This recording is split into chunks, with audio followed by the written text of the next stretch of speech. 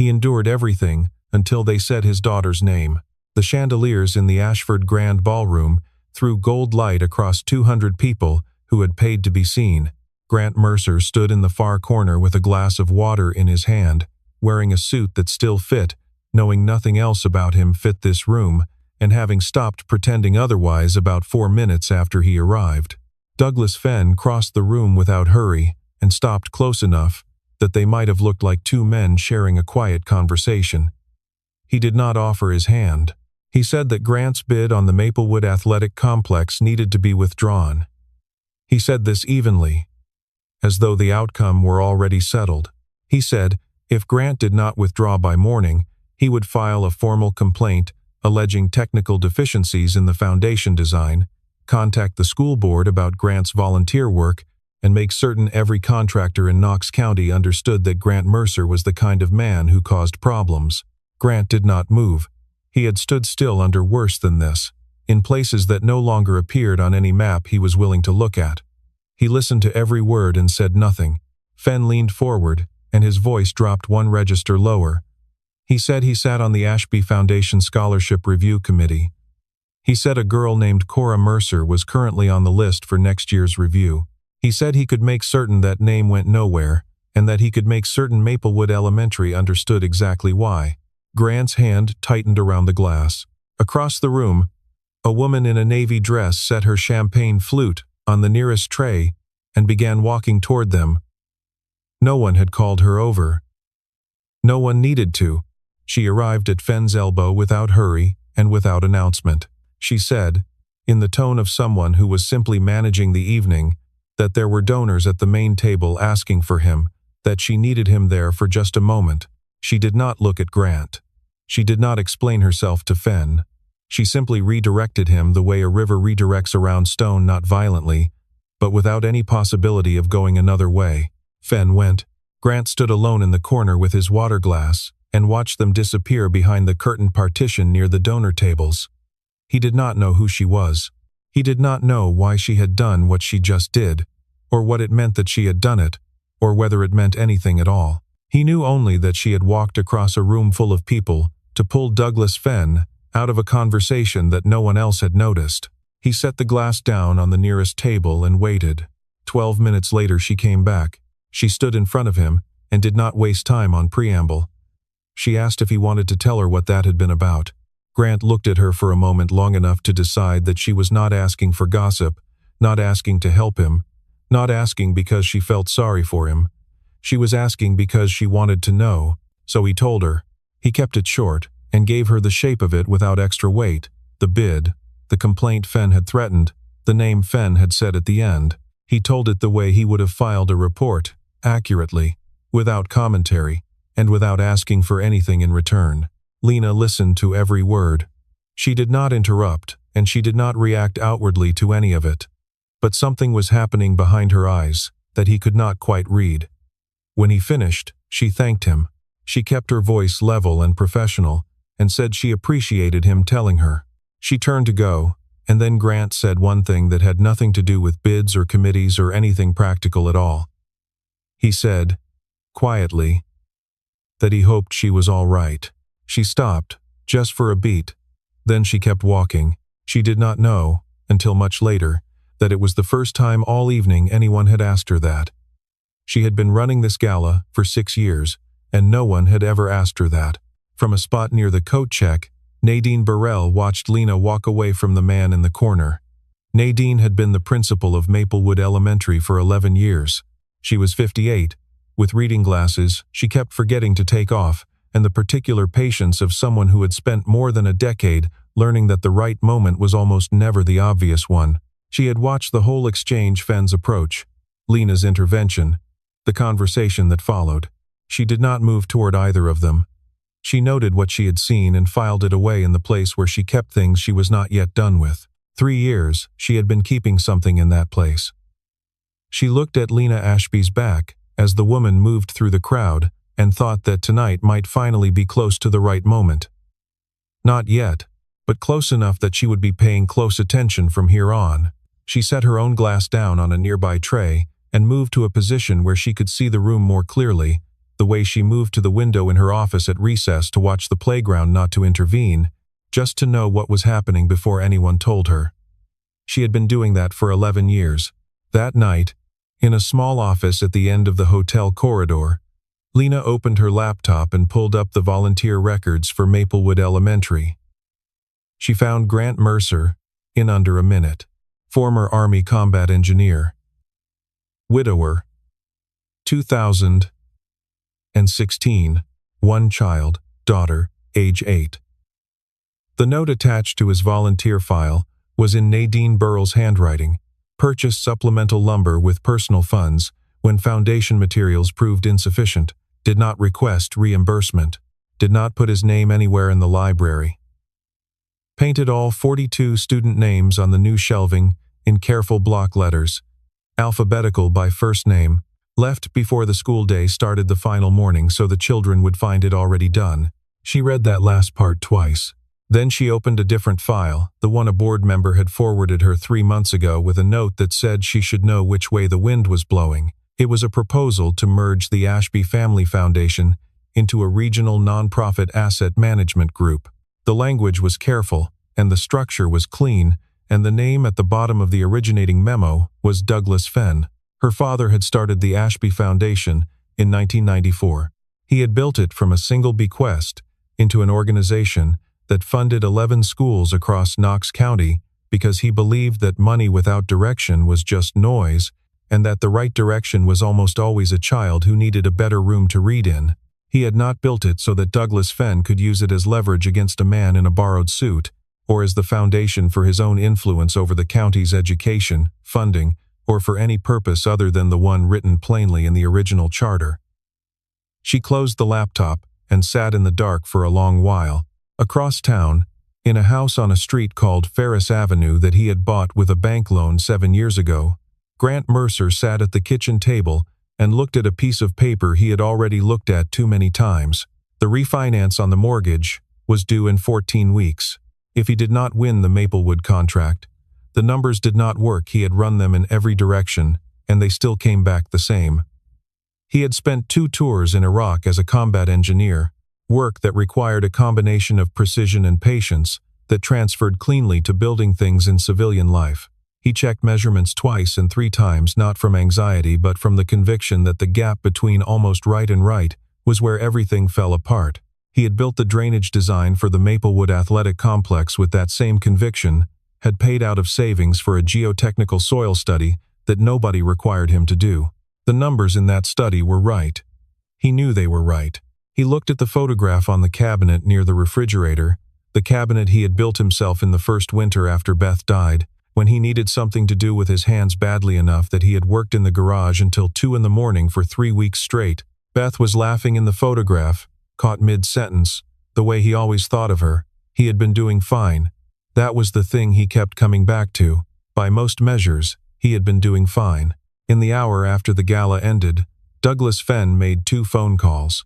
The men he called were on the Maplewood Bid Review Committee. He did not make threats or promises over the phone. He was too careful for that. He simply mentioned, in the way of a man sharing a concern, that he had heard some questions raised about the technical specifications in one of the smaller submissions and that he thought the committee would want to be thorough. The calls took 11 minutes combined, and by the time he hung up, the groundwork was laid without a single thing said that could be repeated in a room with a lawyer present. Lena drove to the Maplewood construction site the next morning without calling ahead. She had looked up the address in the volunteer file, and she went because she needed to see the actual ground, not a rendering. Grant was there alone, measuring the eastern edge of the lot with a long tape measure. He looked up when her car stopped, recognized her, set the tape down, and waited. She told him her name. She told him what the foundation was. She watched his face register it, not surprise exactly, but recalibration, the adjustment of a person reframing information that changed the shape of what had already happened. He did not apologize for what he had said at the gala. She had not expected him to. She asked if she could see the design drawings. He pulled the rolled plans from a tube in the back of his truck and spread them on a piece of plywood he was using as a work surface. He pointed to the drainage system along the eastern foundation, a network of perforated pipe running beneath a gravel bed angled 2 degrees toward a collection point at the site's low corner. He explained that the lot had a 3-degree slope toward the main court area. Without adequate drainage infrastructure along the east side, seasonal rainfall would migrate beneath the slab and begin lifting it within a few years. He said Fenn Group's submission did not address this. He knew because the committee had distributed all bids for technical review, and he had read the others. Lena asked 3 questions, each one more specific than the last. He answered all 3 without pausing. She asked whether he had done a soil study. He said he had hired a geotechnical firm out of Nashville and paid for it himself. She asked whether Fenn Group had done one. He said they had not, as far as he could tell from their submission. She looked at the drawings for another long minute, following the drainage lines with her finger. Then she asked one more question, not about the design, about him. She asked why he had paid for the soil study himself when it was not required. He looked at her for a moment. He said that if the ground told him something and he didn't listen to it, that was his problem, not the grounds. She wrote nothing down. She just looked at him the way people looked at things they were filing away carefully. Then she told him she had recused herself from the bid committee to avoid any appearance of conflict of interest. She could not influence the outcome. She wanted him to know that directly, not from someone else. Grant nodded. Then he asked why she had come out here if she couldn't influence anything. She didn't answer right away. They stood side by side looking at the empty lot, the raw dirt, the survey stakes, the outline of something that hadn't been built yet. The silence between them was the comfortable kind, which surprised both of them. Nadine Burrell came around the corner of the school building, carrying a clipboard, and stopped when she saw them. She looked at Lena, then at Grant, then back at Lena. She gave Lena the nod of 2 people who had met before in a professional context, which they had, over foundation funding discussions. But the way Nadine looked at Grant was different. There was something deliberate in it. Something that had been waiting for a place to land.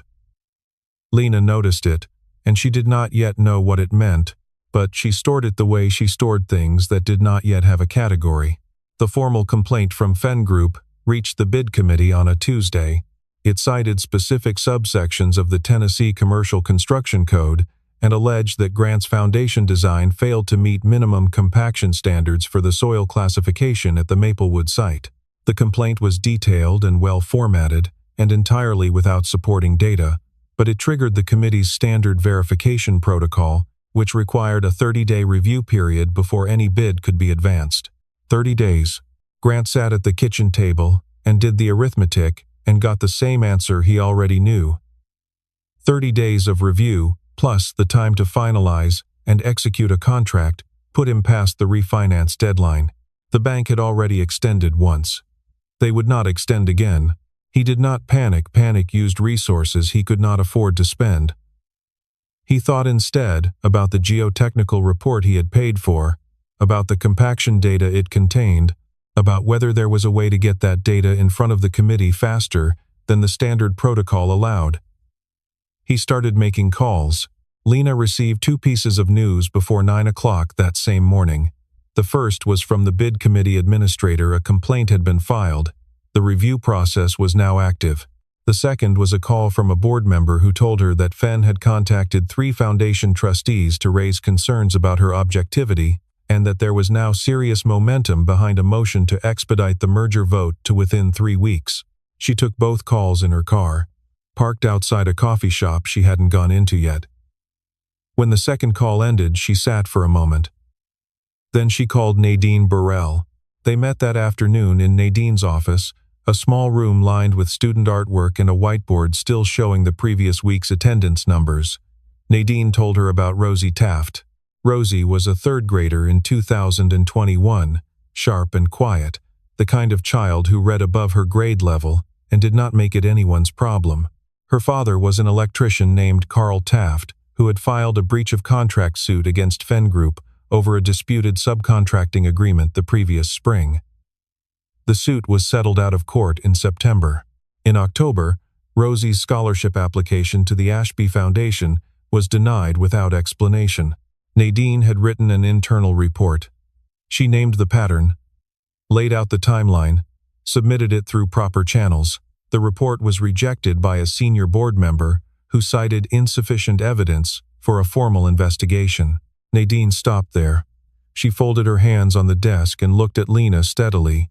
She said she had more. She said she had been holding it for 3 years because she had needed to be certain that whoever she gave it to would use it correctly. She needed to know what Lena intended to do with it before she handed anything over. Lena said she would use it properly or she would not use it at all. Nadine looked at her for a long moment, the look of a woman who had spent 3 years being careful. Over the following days, while she waited for Nadine, Lena did not wait. She pulled every piece of documentation she had legitimate access to, as Foundation CEO board meeting minutes, scholarship committee records, the full decision logs for every grant cycle going back 4 years. She built a spreadsheet and cross-referenced every denied scholarship application against a public database of Knox County civil filings. The pattern emerged by the second afternoon. 7 families, over 3 years, each with a commercial dispute involving Fenn Group, each with a child whose application had been denied in the cycle following the dispute. 7. The youngest child had been 5 when her father's landscaping company lost a subcontracting agreement to Fenn. She had applied for a Foundation early literacy grant. Denied. Lena had grown up around this organization. She had attended Foundation board meetings with her father starting at age 12, sitting in the corner with a legal pad, learning how money moved and why it mattered who controlled it. When he died, she had been 28, and she had taken the directorship, knowing she would spend years proving she was not simply her father's daughter in a chair that fit him better.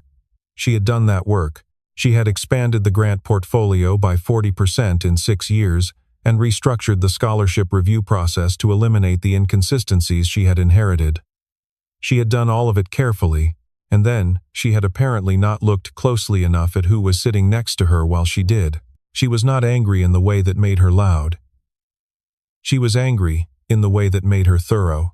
Lena called Grant that evening. She asked if he remembered any other family names from what Fenn had said at the gala. Grant asked what she was doing. She said it was her job. He gave her 2 names, a man from a job site he had worked the previous summer, another father he had sat next to in the school pickup line in September. Both names were already in her spreadsheet. Before he hung up, he said she should be careful, not about the investigation, about herself. She heard the distinction clearly. She put the phone down and looked at the spreadsheet for a while longer. He had just been told his mortgage was at risk, his daughter's scholarship threatened, his professional reputation formally challenged, and the last thing he said before hanging up was that she should be careful. She thought about that longer than she needed to. 2 days later, a trustee she had known since her father's era on the board, a retired attorney named Wallace, called to tell her that Fenn's people were circulating a narrative in the donor community that Lena had developed an inappropriate personal interest in a bid applicant and was compromising the Foundation's institutional integrity. Wallace said he had been watching Fenn for 2 years and that she should move carefully, but she should move, and that he would stand with her when she did. She called one other board member that evening, a younger woman named Portia, who had asked twice in open meetings why the scholarship denial rate had increased over the past 3 years. Portia said yes before Lena finished explaining. 2 people. It was enough to proceed.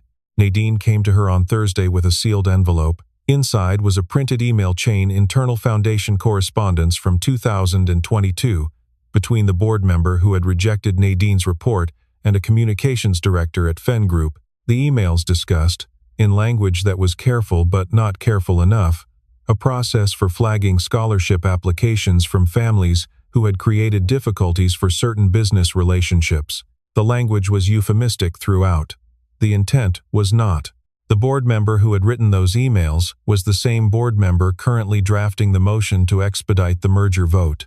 Lena read the chain twice and looked up at Nadine. Nadine said she had sat in meetings with this man for 3 years, had watched him ask questions about applicants' family situations in ways that seemed, individually, like due diligence. She said she had not known about the emails until a Foundation administrator found them on a shared drive during a server migration and brought them to her in a plain folder with no note.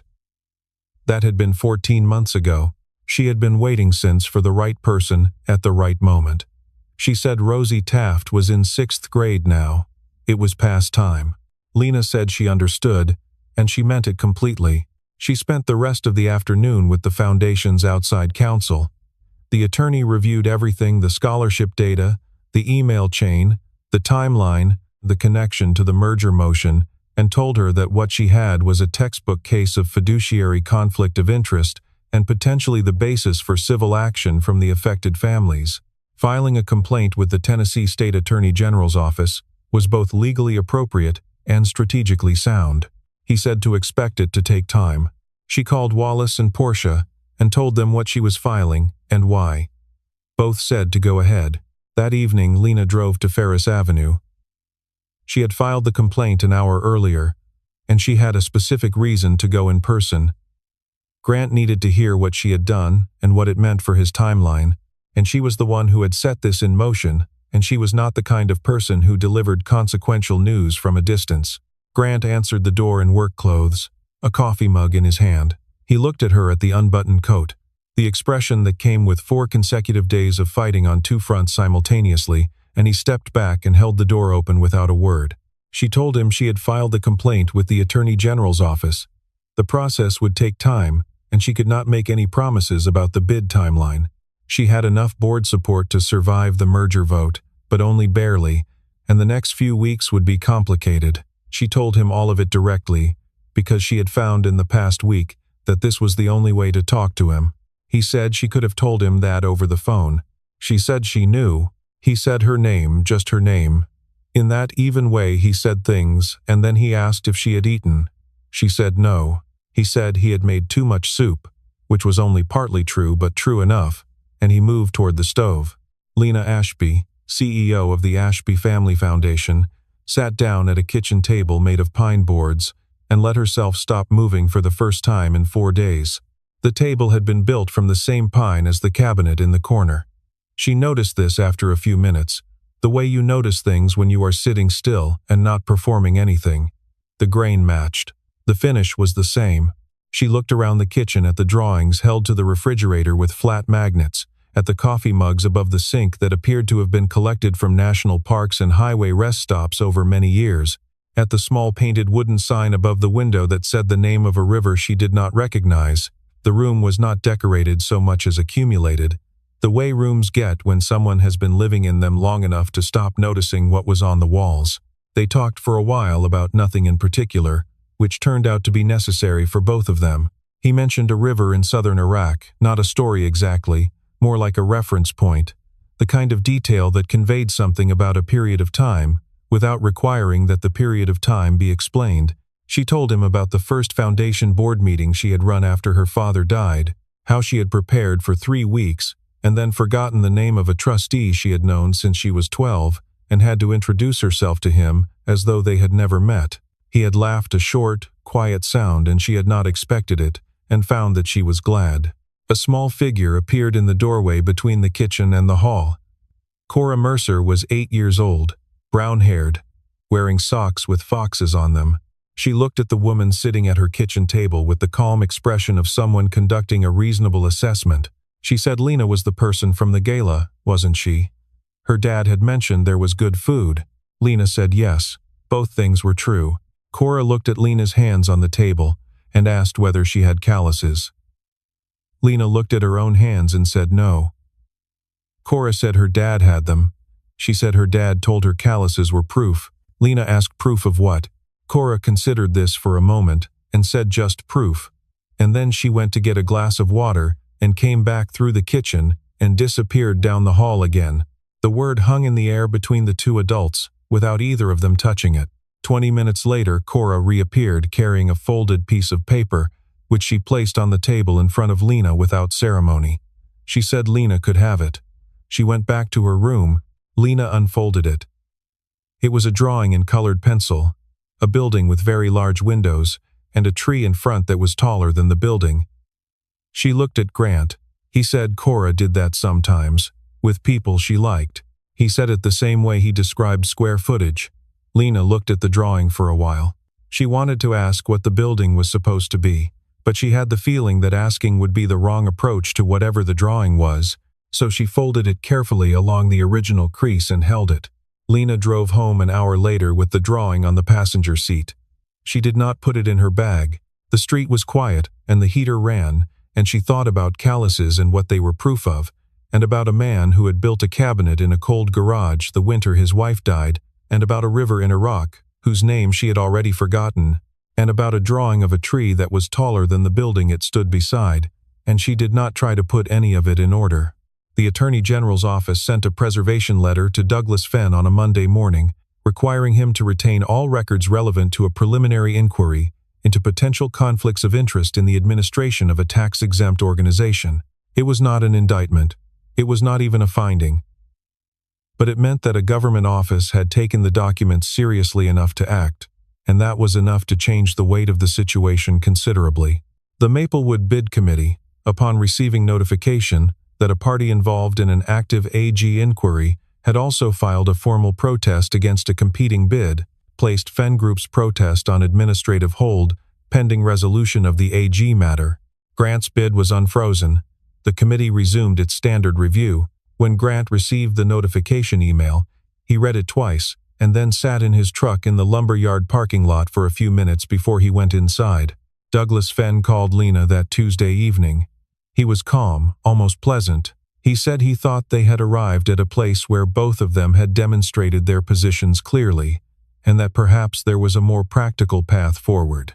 He said if the AG complaint were withdrawn, he would withdraw the merger proposal and step down from both the Foundation Scholarship Committee and the Maplewood bid review process, effective immediately. He said everyone would walk away intact. He said no one needed to get hurt. Lena listened to all of it without interrupting. Then she said that someone had already gotten hurt. She said Rosie Taft was in 3rd grade in 2021. She said 6 other children had their applications affected before anyone noticed, and she wanted to know what he thought she should call that. She did not raise her voice. She did not need to. She ended the call. The following morning, the board member whose name appeared in the email chain submitted his resignation from the foundation board by email, citing personal reasons, before the expedited vote could be scheduled. Without his backing, the merger motion failed to reach the threshold required for a vote. The proposal was formally withdrawn 2 days later. Lena read the withdrawal notice twice, then filed it, then stood at her office window for a moment, looking at the November street below before she went back to work. She sent brief messages to Wallace and Portia, nothing elaborate, just 2 sentences each, the kind of message that acknowledged something had happened without requiring a response. She did not send one to anyone else. That evening she was sitting in the kitchen at Ferris Avenue. She had started to think of it that way, as a place with a name rather than just an address, and Cora was at the table doing homework while Grant washed dishes. It was an ordinary scene, and Lena had been finding recently that ordinary was something she needed more of than she had previously known. Cora said, without looking up from her math worksheet, that the building at school was going to be built now. She had heard the teachers talking. She asked whether the lady from the gala was going to come see it when it was done. Grant said he hadn't asked. Cora said he should. She turned the page of her worksheet and kept working. The bid committee announced its decision on a Wednesday. Grant Mercer's submission had been scored highest across all technical categories, with particular commendation for the drainage system design and the accompanying geotechnical data. The committee noted that the foundation specifications exceeded applicable code requirements by a meaningful margin. The contract was formally offered to him at 9:47 in the morning. He read the email twice, sitting in his truck in the parking lot of the lumber yard where he had gone to price materials. He looked through the windshield at the February sky, pale and thin, the particular gray that had been there all winter. He thought about the loan, and about the soil study he had paid for out of savings on a bet that precision would matter, and about 14 weeks ago when that loan number had felt like something immovable. He thought about how it had not been immovable. It had been a number, and numbers had solutions if you did the work correctly and let the work stand on its own. He thought about Cora, specifically about the way she had turned the page of her worksheet, and said he should ask. The same way she said everything she was sure about, as though the right thing to do were obvious, and the only question was whether you would do it. He thought that she was often right about such things. He thought he should probably tell her that more. He sat in the parking lot for another few minutes with the truck running. the heater going. Then he called Lena. She picked up on the first ring. He said he had won the bid. She said she knew the committee had notified the foundation that morning. He asked how the foundation was. She said it was still hers. There was a pause between them, the comfortable kind they had learned they were capable of, and then he said that Cora had told him he should ask whether Lena wanted to come see the athletic complex when it was finished. She said Cora had told him, or he had asked Cora to say it. He said Cora had said it herself, the night before last. She said and him. He didn't answer right away. Outside his truck, the lumber yard moved around its ordinary business forklifts, stacked boards. A forklift driver in a yellow vest, drinking from a thermos. He had been in that parking lot 100 times. He looked at all of it, without seeing any of it. He said he was asking. Not Cora. Him. Lena was quiet for a moment. The question sat in the air between them over the phone line, across the city, in the particular silence of something that mattered being said plainly. She was standing at her office window, looking down at the street below a normal Wednesday morning in Knoxville, people moving along the sidewalk in coats, a delivery truck idling in the loading zone. She had run the foundation from this window for 6 years. She had watched a lot of ordinary things happen below it, while she worked out complicated problems above it. This did not feel like a complicated problem. On her desk, anchored under the corner of her keyboard because she had not found anywhere better to put it, was a drawing in colored pencil, a building with large windows and a tree that was taller than the building. She had looked at it every morning for 2 weeks without consciously deciding to keep it there. She said yes. In the weeks that followed, Lena brought a formal proposal to the foundation board, a new standing policy requiring all scholarship committee members to file annual conflict of interest disclosures, listing any commercial relationships that might bear on their committee work. The policy passed unanimously. No one on the board needed to be persuaded. Nadine Burrell brought a similar proposal to the Maplewood School Board, a disclosure requirement for anyone serving in an advisory capacity on student funding decisions. It passed at the following regular meeting. She did not mention Douglas Fenn by name during her presentation. She did not need to.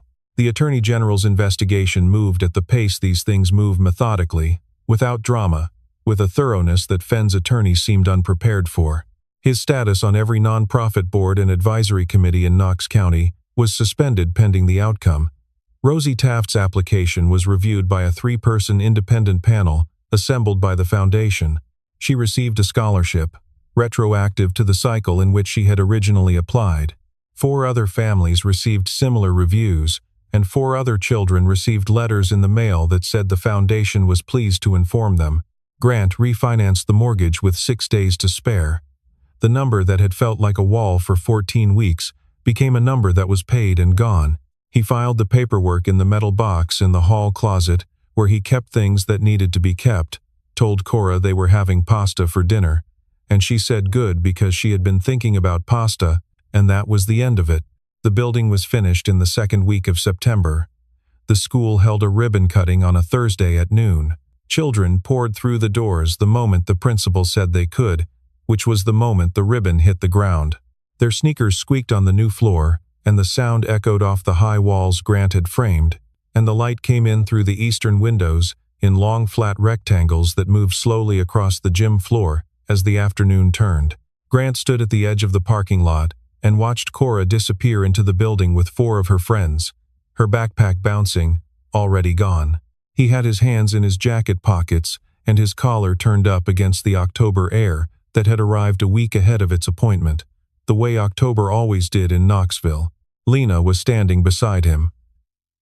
She had not been invited to stand there specifically. She had simply been standing there when he walked over.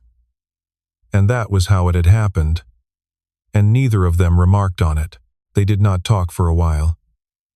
The sound of children inside came through the propped open doors, in waves, laughter and sneakers, and something that might have been a basketball finding the hardwood for the first time. Then Cora came back out, moving fast, and she grabbed Lena's hand without preamble and said the floor was really good, that the wood was really smooth, that Lena had to come see it right now. She was already pulling. She looked at her father as she pulled. the look of someone who was including him and expected to be followed. And he looked back at her with the look he had when he was already moving. He followed them both, and didn't think of a single reason not to.